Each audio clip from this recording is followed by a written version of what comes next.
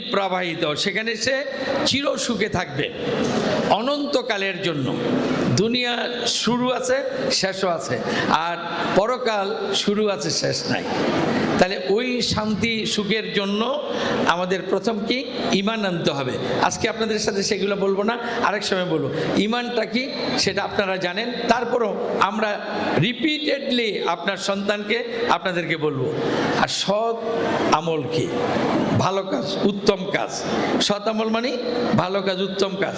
এখন উত্তম কাজ কোনগুলা, এটা কার কাছে প্রশ্ন করবেন?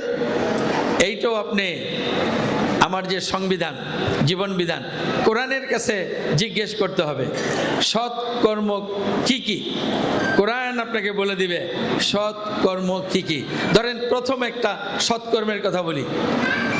মাতা পিতার বাধ্যগত থাকতে হবে, মাতা পিতার সাথে সৎ আচরণ করতে হবে। প্রথম একটা সিদ্ধান্ত। আপনারা আমরা কি চাই না আমাদের ছেলে মেয়ে আমাদের সাথে সৎ আচরণ করুক? চাই তো?